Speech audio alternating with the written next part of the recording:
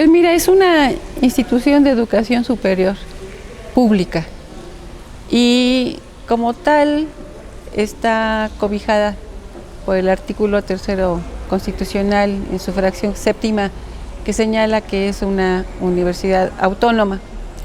Y eso nos da un amplio margen a los universitarios para gobernarnos a nosotros mismos, para establecer nuestros mecanismos de ingreso y promoción de los trabajadores, mecanismos de ingreso de los alumnos y de su egreso, y sobre todo nos da esta libertad de cátedra y de investigación que es pues el sustento, digamos, humanístico de nuestra universidad.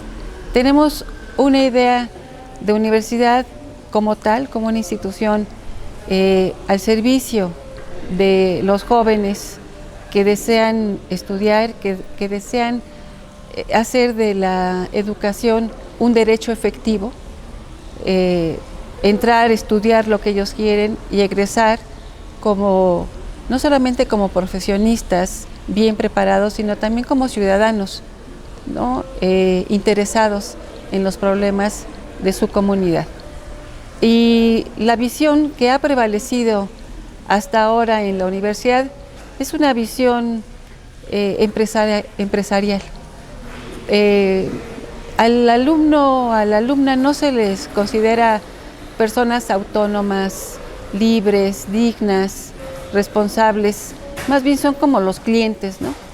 Que ingresan después de un proceso de selección que no tiene nada de equitativo y que después, digamos, egresan como pueden, yo diría, porque hay muchos obstáculos que remontar a lo largo de su carrera para terminar.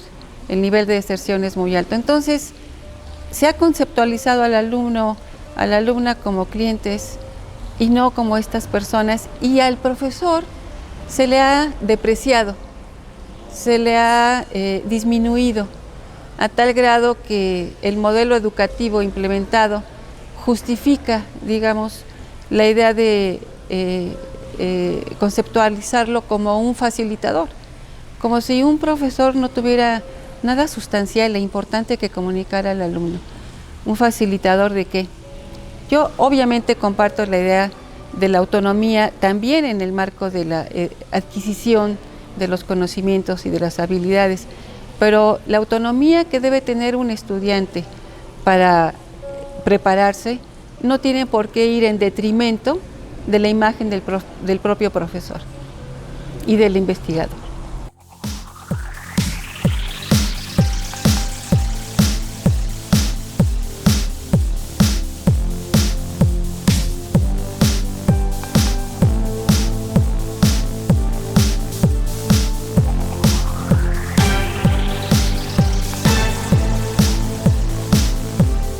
Pues es que las cosas ya cambiaron. Esta decisión del Consejo se tomó el año pasado, en marzo, fue un acuerdo del rector que después se ratificó.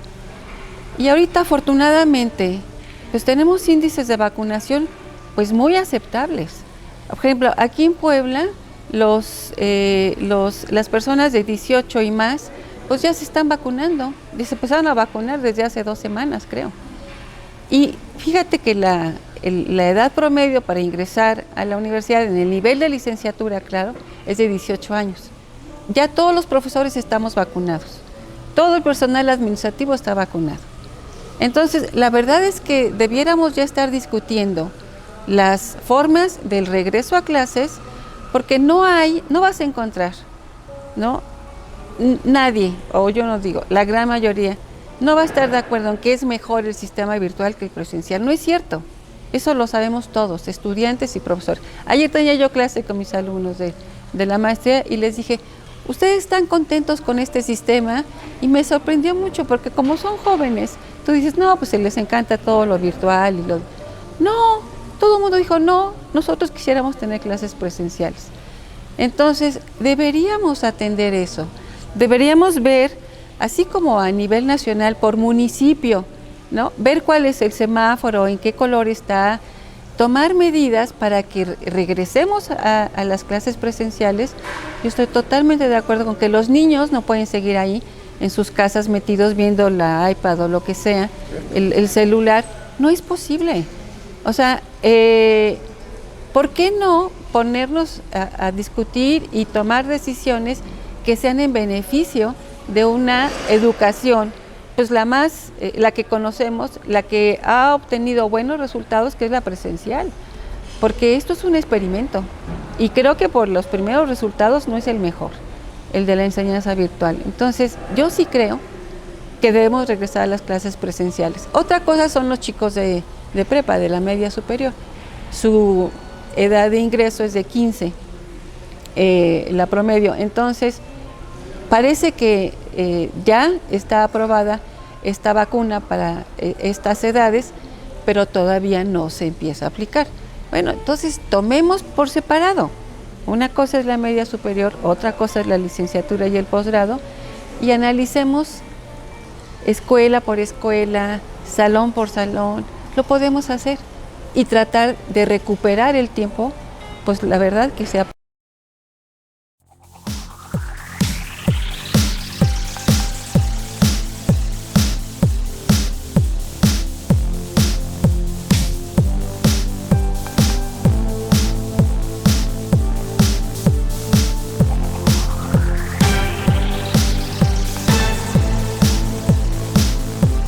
Claro, las decisiones políticas, ¿no? Exacto. Era justamente lo que yo decía, no podemos detener los procesos de elección porque son decisiones políticas y ahí es en donde ejercemos nuestros derechos políticos.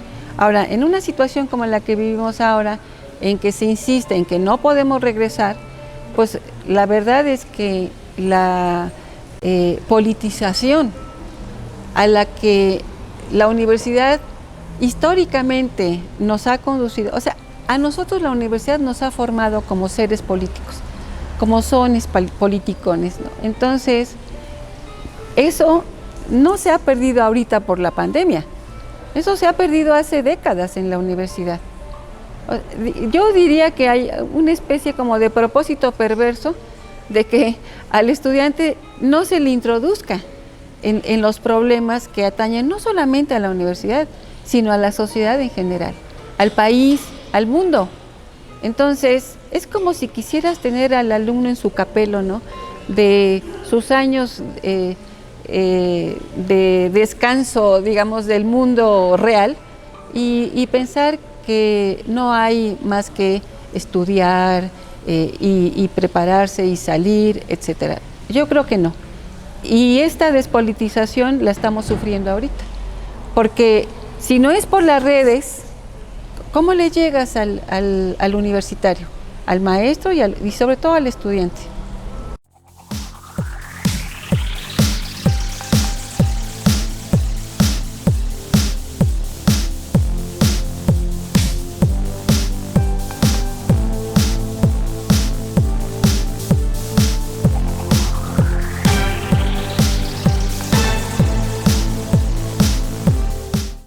No, esos mecanismos ya existen, ¿no? Las auditorías externas, tanto federales como estatales, están establecidas en la legislación. Aquí de lo que se trata es de no obstaculizarlas, ¿no? O sea, cumplir con la ley. Tú como institución que recibes recursos públicos, tienes que rendir cuentas.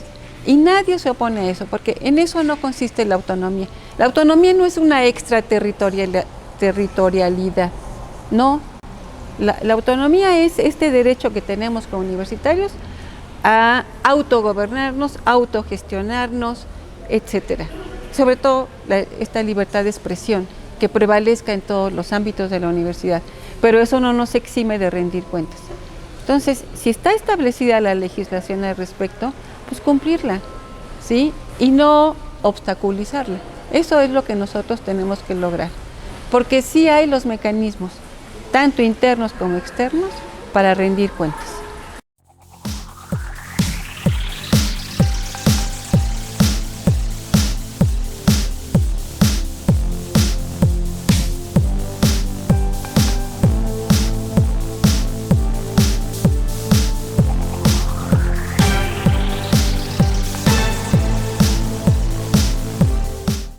las investigaciones al respecto, porque he escuchado en las declaraciones del gobernador que están abiertos los expedientes.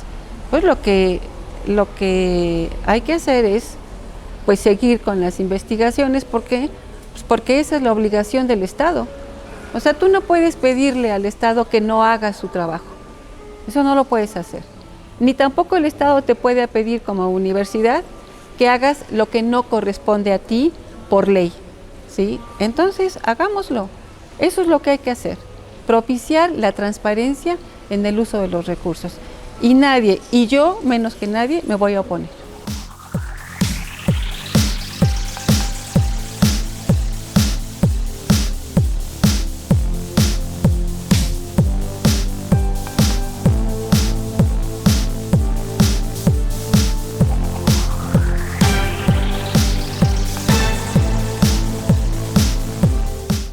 Claro que sí. Fíjate que no podemos ignorar en los planes de trabajo, ya nadie puede ignorar la perspectiva de género. Y nuestra propuesta es convocar a un gran foro, a un gran congreso, en donde se discutan estos temas, porque existe un protocolo en la universidad, pero no hay realmente una confianza en que por parte de las mujeres especialmente, porque no hay que olvidar que también a los hombres se les acosa, pero digamos la gran parte de las personas que sufren este tipo de violencia son mujeres. Entonces, convocar a esta gran manifestación de ideas y de propuestas para que de manera conjunta nosotros hagamos un diagnóstico, haya un espacio en donde las mujeres nos podamos expresar y proponer las salidas, las alternativas. Ese es un punto central del plan de trabajo.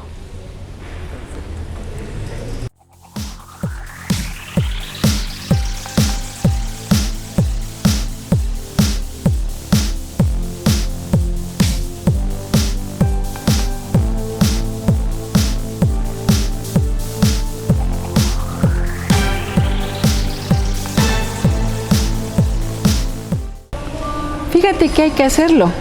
O sea, ¿por qué? Porque hay gastos muy importantes que la universidad tiene que privilegiar. Yo creo que la gratuidad de la enseñanza se debe hacer efectiva. Entonces, desde ahí, ¿por qué tiene que pagar un alumno un examen de admisión? Yo pienso que no. ¿Por qué tiene un alumno que pagar una cuota de ingreso? Pienso que no. ¿Por qué tiene que pagar una cuota especial? Pienso que no. Ahora, no te puedes quedar sin manos a la hora de echar a andar una licenciatura con los laboratorios, con las instalaciones, con el equipo que requiere. Y esas cuotas especiales van para allá. Entonces, no lo puedes hacer de un día para el otro, pero tu política debe estar encaminada a eso, a lograr esta gratuidad. Y de la mano del gobierno federal y de la mano del gobierno estatal y del municipal.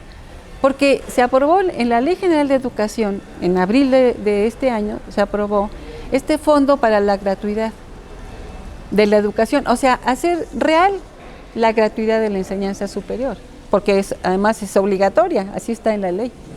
Entonces, ¿cómo vas a obligar, no? Esta obligatoriedad por parte del Estado, no ofrecerla. Pero de todos modos, ¿cómo vas a hacer efectiva esta gratuidad si no ves porque esta secuela que nos dejó el intento de privatización de la educación pública, que nos dejó la secuela de las cuotas generales y especiales? Entonces hay que ver cómo le hacemos, y para eso necesitas efectivamente reorientar el gasto dentro de la universidad. Sí, lo de menos es si tienes que atender, digamos, a una racionalización no es lo de menos, o sea, tienes que atender a una racionalización en el uso de los recursos y priorizar realmente lo que tenemos que priorizar, que son la gratuidad. Y en el caso de los profesores y de los trabajadores administrativos, pues un salario decente. El licenciado López Obrador lo dijo, lograr la recuperación del poder adquisitivo de los trabajadores en México hasta de un 20%. Eso lo dijo. Y yo tengo fe, yo tengo esa esperanza en que sí se puede lograr. Entonces, una reingeniería en el uso del presupuesto, yo creo que es indispensable.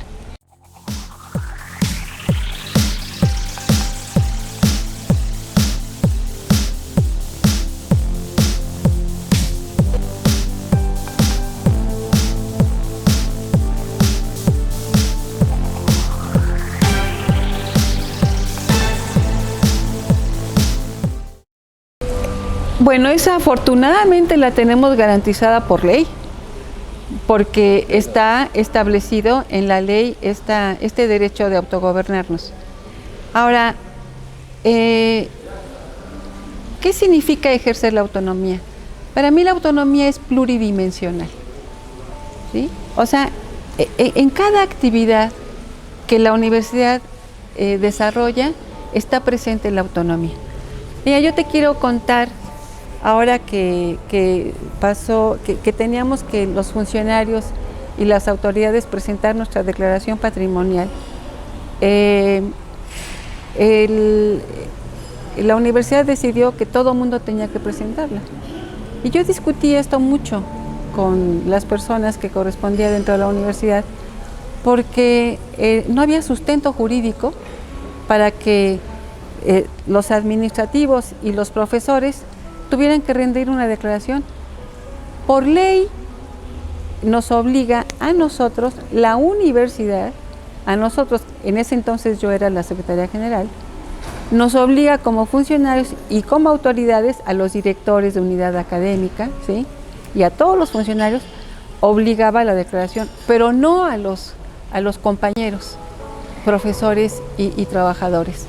Entonces, fíjate que mis últimas dos circulares, las 6 y las 7, tuvieron que ver justamente con ese punto, en donde yo señalaba en la circular que por tales y cuales artículos de nuestra legislación y por tales y cuales artículos de la Constitución, es el 108, nosotros no caíamos en la caracterización de servidores públicos y por lo tanto no teníamos la obligación, ahora digo yo, como profesora, ¿no? Y así fue como se resolvió. Por eso te digo, la autonomía se ejerce en cada rubro de la actividad universitaria.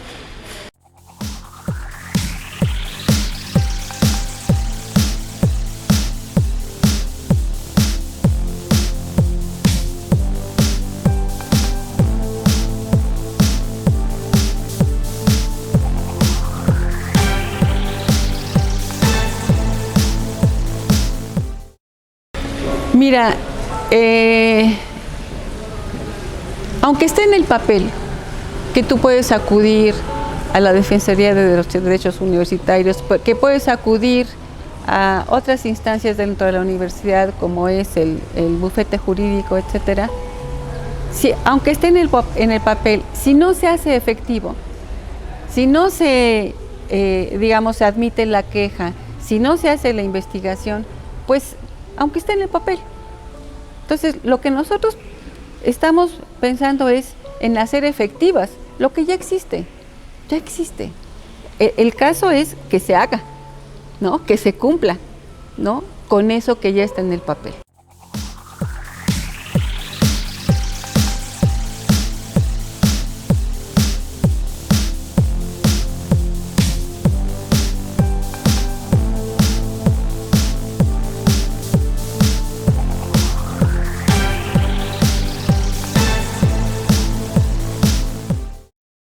Desgraciadamente, yo me pude enterar de todo este problema que aquejaba a las alumnas y también a las profesoras, no solamente a las alumnas.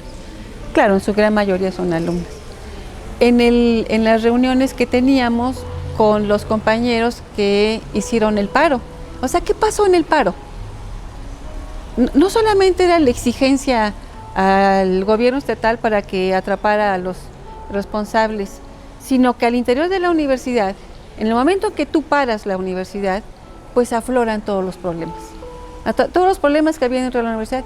Y no había reunión con los compañeros estudiantes en donde no se señalara el acoso sexual, el acoso laboral también, en el caso de los profesores. Entonces, pero en este caso era de los estudiantes. Y ahí empiezas a ver que, aunque sí hay los mecanismos, ¿no?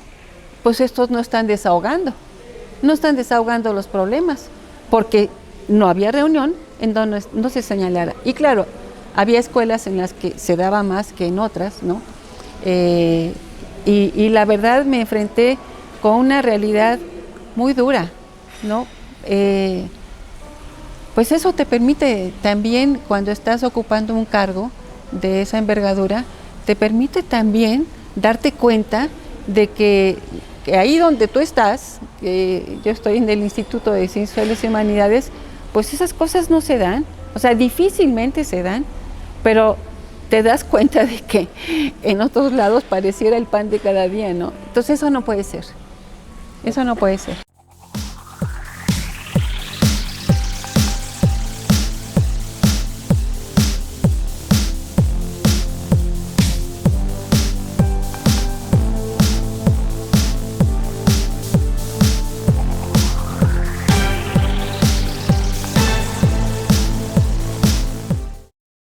Sobre todo eso, ¿no? Las plazas. Mira, con esta política de no crecimiento de la universidad pública, de su privatización, pues claro, suspendieron la emisión de plazas. Nosotros estamos esperando que el gobierno federal sea lo suficientemente sensible para entender que un programa como Rechazo Cero, que yo aplaudo absolutamente, un programa de devolver o de devolución de la universidad a su actividad fundamental, que es la de ser este espacio que garantice la educación de los jóvenes, no puede, o sea, si quieres lograr eso, no puedes hacerlo sin plazas. O sea, tienes que generar nuevamente plazas y las condiciones para que se obtengan esas plazas. Y tienes que generar al interior de la universidad, por eso hablo de la mano y de la colaboración. La universidad sola no puede hacerlo. Totalmente. Tienes que implementar un sistema de carrera académica dentro de la universidad, que están las categorías, están las convocatorias para llevar a cabo las promociones, las definitividades. Sí hay convocatorias, pero son unas cuantas plazas que no pueden atender al grueso de los profesores que ya tienen todas las credenciales para hacer tiempos completos, para hacer medios tiempos y para hacer definitivos. Entonces, sí necesitamos ese apoyo del gobierno.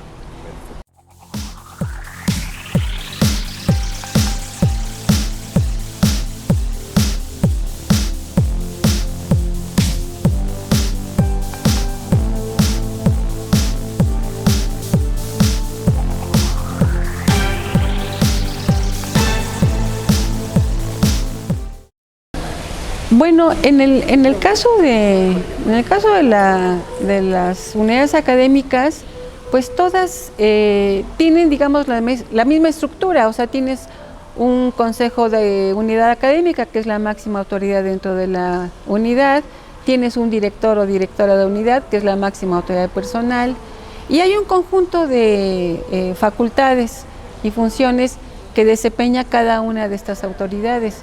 Y el Consejo de Unidad tiene un amplio conjunto de facultades. El problema es lo que acabo de decir. Una cosa es que esté en el papel y otra cosa es que se haga efectivo. Sí, hay mucha letra muerta. Sí, efectivamente, por eso hablamos de la democratización. No porque en el papel no esté que puedas votar para elegir, no, ahí está. Para la elección de rector el voto es sectorial, todos y cada uno de los miembros de la universidad votan, ya sea como estudiantes, como profesores o como administrativos. El problema es que no se hace efectivo. ¿Por qué? En este caso existe la presión brutal sobre el trabajador o el estudiante y dicen, no, sí tienes derecho a votar libremente. Ah, sí, pero desde la auscultación tienes que firmar una postulación para una candidatura oficial. O sea, el papel no es suficiente. La letra no es suficiente. Nosotros tenemos que hacerlo real.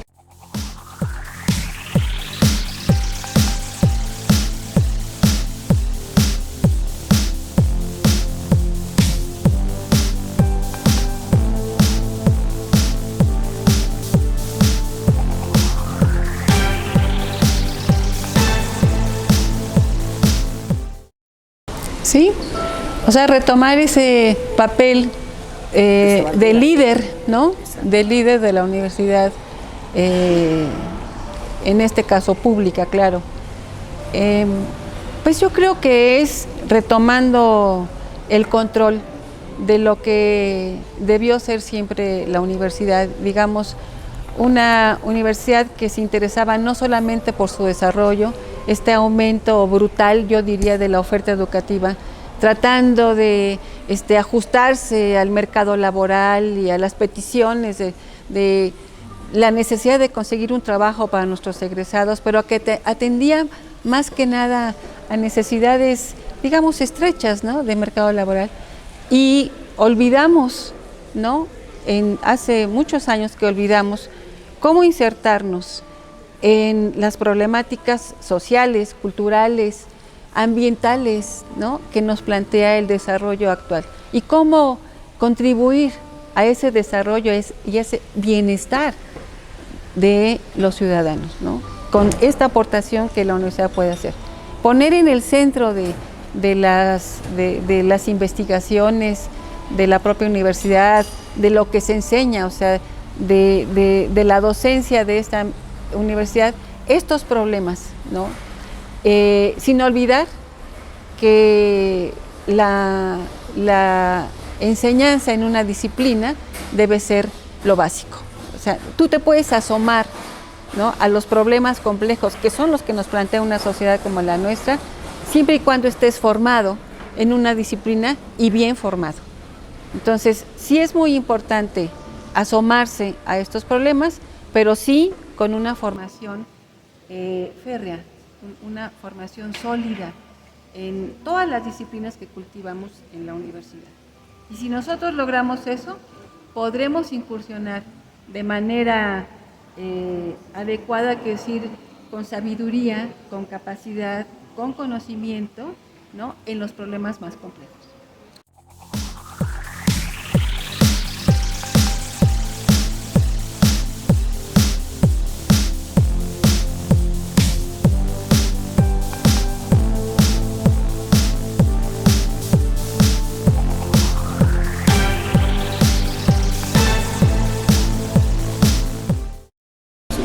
Fíjate que el sistema de educación nacional incluye al sistema privado de educación y así está establecido en la ley, no solamente de la educación, sino la de educación superior. Entonces, no se trata de excluir a nadie, pero sí se trata de establecer, y están los requisitos porque hay un reglamento de incorporación a la universidad y demás. Aquí se trata también de que la universidad que incorpora estos estudios también vele porque se cumplan con estos estándares de calidad que estamos esperando, ¿no?, de las incorporadas. Fíjate que hablas de derecho y justamente una de las carreras que se dictan, no solamente en Puebla, sino casi en todos los complejos regionales, es derecho. Entonces tú dices, bueno, ¿y pero por qué no? ¿Por qué cuando salen no tienen empleo, no? Entonces, el problema no está, es complejo, podrías incluso abordarlo en el nivel medio superior con un programa de orientación vocacional que permita a los alumnos tener mayor claridad sobre aquello que quieren estudiar. Y yo te voy a ser muy franca, no desecho la posibilidad de que permanezcan en su decisión de estudiar derecho, porque yo considero el derecho como una de esas disciplinas básicas, así como las matemáticas y obviamente como la filosofía, que es la que yo estudié. Entonces, pero las masas no van a estudiar filosofía, ¿verdad? ¿Por qué estudian derecho? O sea, el problema es complejo. Entonces, tiene que ver con la vocación, la orientación que puede tener un alumno, la información que debe tener para elegir su carrera, pero también tiene que ver con las fuentes de trabajo que se les puede ofrecer, y ahí no necesariamente la universidad, aunque sí en colaboración con los sectores sociales que los requieran. Entonces, no creo que no haya medidas, ¿verdad?, para que nosotros podamos hacer mucho más efectiva la posibilidad de que el alumno, el estudiante, se autorrealice, ¿no? Estudiando lo que él quiere. Es que es muy importante que el estudiante estudie lo que quiere, porque lo que te gusta hacer, lo haces bien. Y es muy importante que los jóvenes tengan esa oportunidad. Entonces, abramos las posibilidades, discutamos el tema, veamos de qué manera podemos fortalecer esto y resolverlo, ¿no? Resolver el problema también, no solamente del ingreso, sino del egreso y de la inserción en el mercado laboral.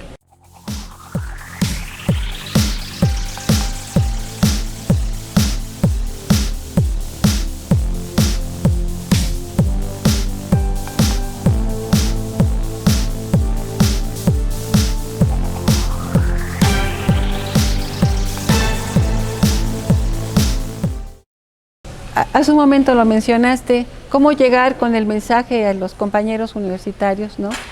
En donde están, en donde se encuentren, pues es a través de este tipo de entrevistas que nos hacen el favor de hacer, decirles que participen, que este es un momento importante para que participen y tomen en sus manos sus derechos. Nadie nos va a dar un derecho si nosotros no lo tomamos. Ahí está el derecho a elegir, a ser elegido, a decidir, a votar, a ser libre.